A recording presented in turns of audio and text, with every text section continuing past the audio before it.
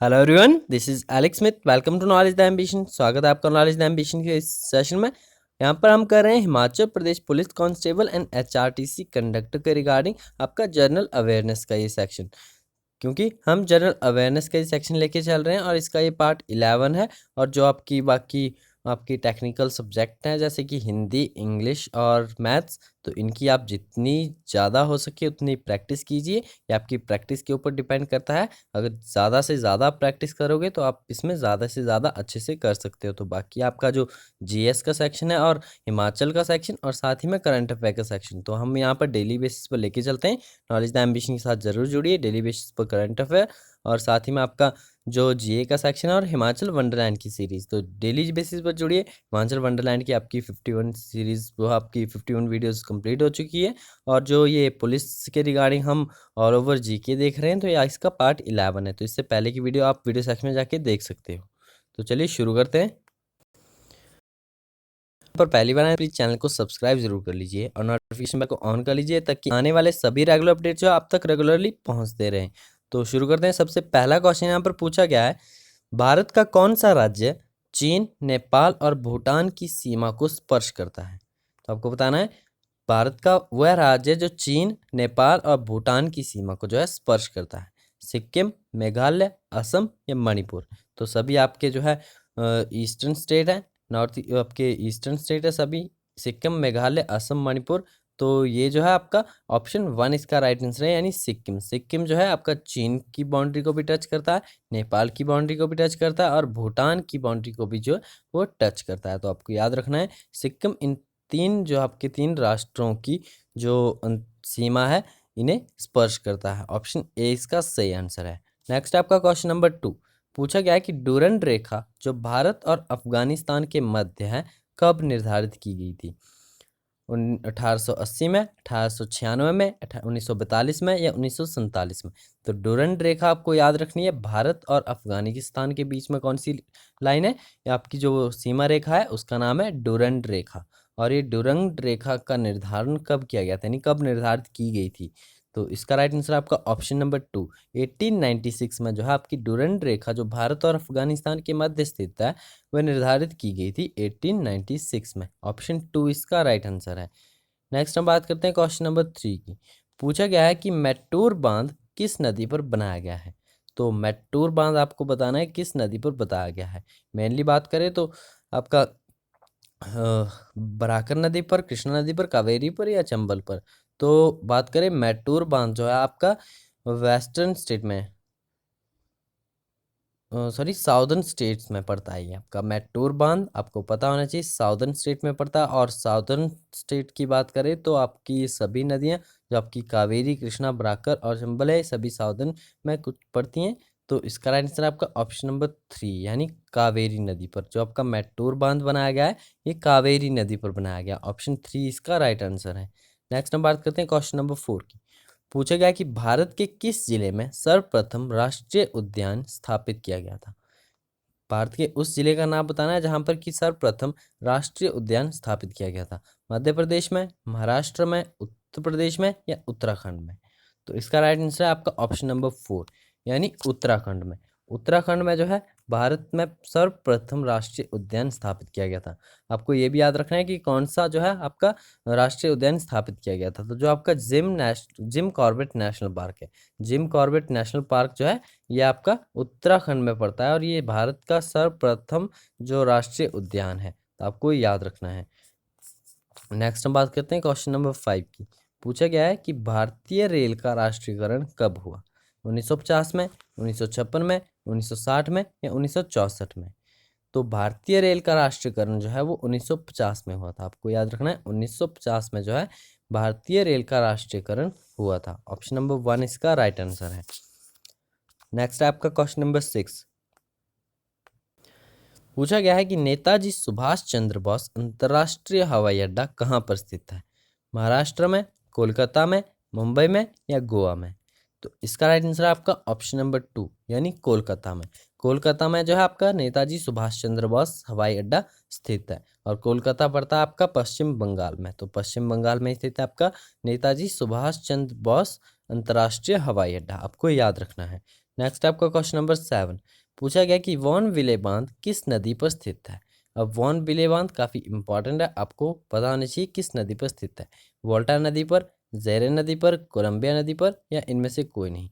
तो वॉन विले बांध यहाँ पर जो पूछा गया है ये आपका अंतर्राष्ट्रीय पूछा गया है, यानी जो बाहर की कंट्रीज से पूछा गया, फॉरेन कंट्री से पूछा गया है, वॉन विले बांध किस नदी पर स्थित है। तो इसका राइट आंसर आपका ऑप्शन नंबर 3 यानी कोलंबिया नदी पर। कोलंबिया में है आपकी कोलंबिया नदी, कोलंबिया सिटी में।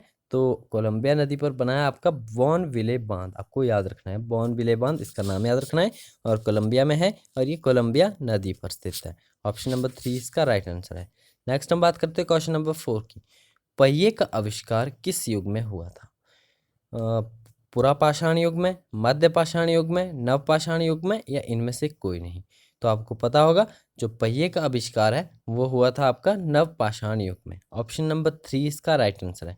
जो आपका नवपाषाण युग में जो है पहिए का युग हुआ था। आपके जो पाषाण युग थे इन्हें डिवाइड किया गया था। एक सिंपल आपका पाषाण युग था, एक पुरापाषाण युग, उसमें जो आपके डिवाइड किए गए थे पुरापाषाण युग, मध्य पाषाण युग और नवपाषाण युग। तो आपको बताना है कि आप प्रेजेंट टाइम पे ये कौन सा युग चल रहा है। काफ़ी इम्पॉर्टेंट, आपको पता होना चाहिए एज अ जर्नल इंफॉर्मेशन। आपको ये ऐसे पता होना चाहिए कि प्रेजेंट टाइम पे आपका कौन सा युग चल रहा है।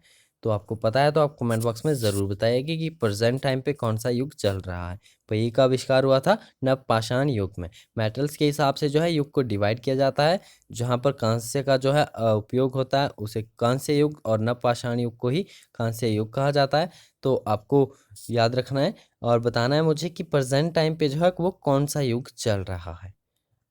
नेक्स्ट है आपका क्वेश्चन नंबर 9 पूछा गया कि स्वतंत्रता के बाद भारत में हड़प्पा के युग के स्थानों की खोज सबसे अधिक किस राज्य में हुई है। अब स्वतंत्रता के बाद भारत में जो है हड़प्पा के युग के स्थानों की खोज सबसे अधिक किस राज्य में हुई है। गुजरात में, राजस्थान में, मध्य प्रदेश में, या पंजाब में। तो इसका राइट आंसर है आपका ऑप्शन नंबर 1 यानी गुजरात में। गुजरात में जो है स्वतंत्रता के बाद भारत में सबसे अधिक जो है हड़प्पा के युग के स्थानों की खोज की गई है। ऑप्शन नंबर 1 इसका राइट आंसर है। नेक्स्ट आपका क्वेश्चन नंबर 10 पूछा गया है कि कुणिक निम्न में से किसका उपनाम है। अब इंपॉर्टेंट है, आपको पता होना चाहिए कि कुणिक जो है निम्न में से किसका उपनाम है। चंद्रगुप्त मौर्य का, अजातशत्रु का, सिकंदर का, या बिंबिसार का। तो इसका राइट आंसर है आपका ऑप्शन नंबर 2 यानी अजातशत्रु। कुणिक जो है अजातशत्रु का उपनाम था। आपको याद रखना है अजातशत्रु का उपनाम जो है कुणिक था। ऑप्शन नंबर 10 का राइट आंसर है ऑप्शन नंबर 2। नेक्स्ट आपका क्वेश्चन नंबर 11 पूछा गया है कि महात्मा गांधी ने साबरमती आश्रम की स्थापना कब की थी। 1923 में, 1915 में, 1916 में, या 1921 में। तो इसका राइट आंसर आपका ऑप्शन नंबर 3 यानी 1916 में। महात्मा गांधी ने साबरमती आश्रम की स्थापना जो है 1916 में की थी। और 1916 से रिलेटेड हम पिछली वीडियो में क्वेश्चन डिस्कस कर चुके हैं पार्ट 10 में। आपका जो पटना विश्वविद्यालय, जो आपका पटना उच्च न्यायालय, सॉरी विश्वविद्यालय नहीं उच्च न्यायालय, पटना उच्च न्यायालय की स्थापना कब हुई थी। तो ये हुई थी आपकी 1916 में। तो आपको याद रखना है महात्मा गांधी ने साबरमती आश्रम की स्थापना भी 1916 में की थी। नेक्स्ट आपका क्वेश्चन नंबर 12 पूछा गया है कि राष्ट्रीय विकास परिषद की बैठक में राज्य का प्रतिनिधित्व कौन करता है। राष्ट्रीय विकास परिषद की जो बैठक होती है उसमें राज्य का प्रतिनिधित्व कौन करता है। विधानसभा अध्यक्ष, राष्ट्रपति, राज्यपाल, या मुख्यमंत्री। तो इसका राइट आंसर आपका ऑप्शन नंबर 4 यानी मुख्यमंत्री। राष्ट्रीय विकास परिषद की बैठक में राज्य का प्रतिनिधित्व करता है कौन, मुख्यमंत्री करता है। ऑप्शन नंबर 4 इसका राइट आंसर है। नेक्स्ट हम बात करते हैं क्वेश्चन नंबर 13 की। पूछा गया कि स्वतंत्र भारत का पहला बजट किसने प्रस्तुत किया। आर के षणमुखम ने, जॉन मथाई ने, राजीव गांधी ने, या इनमें से कोई नहीं। तो इसका राइट आंसर है आपका ऑप्शन नंबर 1 यानी आर के षणमुखम शेट्टी। आर के षणमुखम शेट्टी का आपको नाम याद रखना है। आपको पता होना चाहिए कि स्वतंत्र भारत का पहला बजट जो है आर के षणमुखम शेट्टी द्वारा प्रस्तुत किया गया था। और इसके अलावा अगर आपसे एग्जाम में पूछ लिया जाए कि अविभाजित भारत का पहला बजट किसने प्रस्तुत किया था? तो अविभाजित भारत का जो पहला बजट प्रस्तुत किया गया था वो भी आर के षणमुखम शेट्टी जी के द्वारा किया गया था, और स्वतंत्र भारत का भी। तो आपको दोनों के रिगार्डिंग ये याद रखना है। नेक्स्ट आपका क्वेश्चन नंबर 14 पूछा गया कि जो जल साबुन के साथ आसानी से झाग नहीं बनाता है वह कहलाता है। तो आपको बताना है वो कौन सा जल कहलाता है। मेनली बात हम करें तो जल के जो है दो भागों में इसे डिवाइड किया गया है। एक आपका सॉफ्ट वाटर होता है, एक हार्ड वाटर होता है, मृदु जल और कठोर जल। तो आपको बताना है कि जो जल जो साबुन के साथ आसानी से झाग नहीं बनाता है वो क्या कहलाता है। तो इसका ऑप्शन 2 राइट आंसर है, यानी कठोर जल। उसे कठोर जल कहते हैं, हार्ड वाटर कहा जाता है उसे। नेक्स्ट है आपका क्वेश्चन नंबर 15 पूछा गया है कि क्लोरोफॉर्म का रासायनिक सूत्र क्या है। क्लोरोफॉर्म का आपको रासायनिक सूत्र बताना है। HGS, CaO या CHCl3 या इनमें से कोई नहीं। तो इसका राइट आंसर है आपका ऑप्शन नंबर 3। आपको याद रखना है क्लोरोफॉर्म का रासायनिक सूत्र ये पड़ता है आपका CHCl3। CHCl3 ये आपका क्लोरोफॉर्म का रासायनिक सूत्र है, आपको याद रखना है। नेक्स्ट है आपका क्वेश्चन नंबर 16 पूछा गया है कि एक हृदय जो है 1 मिनट में कितना रक्त पंप कर सकता है। यानी 1 मिनट में आपका हृदय जो है कितना जो है आपका रक्त पंप कर सकता है। 1.8 लीटर, 3.4 लीटर, 5.6 लीटर या फिर आपका 4.5 लीटर। तो इसका राइट आंसर आपका ऑप्शन नंबर 4 यानी 4.5 लीटर। एक हृदय नॉर्मल व्यक्ति का हृदय जो है वो 1 मिनट में जो है 4.5 लीटर को पंप कर सकता है। इतनी स्पीड में ये पंप करता है कि 1 मिनट में 4.5 लीटर जो है ये रक्त को पंप कर सकता है। नेक्स्ट आपका क्वेश्चन नंबर 17 पूछा गया है कि पावो क्रिटेशियस किसका वैज्ञानिक नाम है। मोस्ट इंपॉर्टेंट क्वेश्चन आपके लिए, आपको पता होना चाहिए पावो क्रिटेशियस किसका वैज्ञानिक नेम है। मोर का, कीवी का, हाथी का या चूहे का। तो इसका राइट आंसर है आपका ऑप्शन नंबर 1 यानी मोर का। पावो क्रिटेशियस याद रखना है, वैज्ञानिक नाम है मोर का। और कीवी यहाँ पर जो बताया गया है, कीवी जो आपका बर्ड है ये मुख्य रूप से न्यूजीलैंड में पाया जाता है, तो आपको ये भी याद रखना है। नेक्स्ट हम बात करते हैं क्वेश्चन नंबर 18 की। अंतर्राष्ट्रीय कृषि विकास कोष का मुख्यालय कहाँ पर स्थित है। टोक्यो जापान में, रोम इटली में, लग्जमबर्ग में या इनमें से कोई नहीं। तो इसका राइट आंसर है आपका ऑप्शन नंबर 2 यानी रोम इटली में। जो आपका अंतर्राष्ट्रीय कृषि विकास कोष है इसका मुख्यालय कहाँ पर स्थित है, रोम इटली में। रोम में स्थित है आपका इसका मुख्यालय, आपको याद रखना है। नेक्स्ट हम बात करते हैं क्वेश्चन नंबर 19 की। पूछा गया है कि पोलो में खिलाड़ियों की संख्या कितनी होती है, 2, 7, 4 या 5। तो पोलो में खिलाड़ियों की संख्या होती है आपकी 4। ऑप्शन नंबर 3 इसका राइट आंसर है। आपको याद रखना है पोलो में खिलाड़ियों की संख्या 4 होती है, यानी 4 कुल खिलाड़ी होते हैं पोलो में।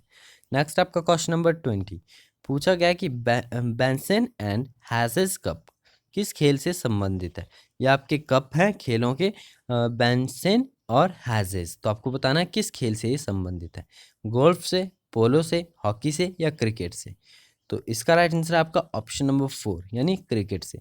बेंसन एंड हैजेस कप जो है वो क्रिकेट से संबंधित है। ऑप्शन नंबर 4 इसका राइट आंसर है। नेक्स्ट हम बात करते हैं क्वेश्चन नंबर 21 की। पूछा गया है कि विशाखा नामक गैर सरकारी संगठन निम्नलिखित में से किस से संबंधित है। महिलाओं से, वरिष्ठ नागरिकों से, शारीरिक रूप से अपंगों से या इनमें से कोई नहीं।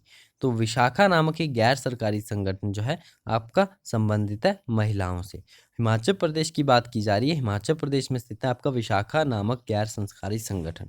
तो ये महिलाओं से संबंधित है, महिलाओं के उत्थान और उन्हें अग्रसर उन्नति की ओर अग्रसर करने के लिए जो है कार्य करता है विशाखा ये संगठन। तो आपको याद रखना है महिलाओं से संबंधित है। नेक्स्ट हम बात करते हैं क्वेश्चन नंबर 22 की। पूछा गया कि 1906 में मंडी के किस राजा ने दरबार हॉल बनाया था। तो इस क्वेश्चन को हम पिछली वीडियो में डिस्कस कर चुके हैं, ये आपका रिपीटेड हो गया। हम यहाँ पर फिर से इसे रिवाइज कर लेते हैं, कोई बात नहीं।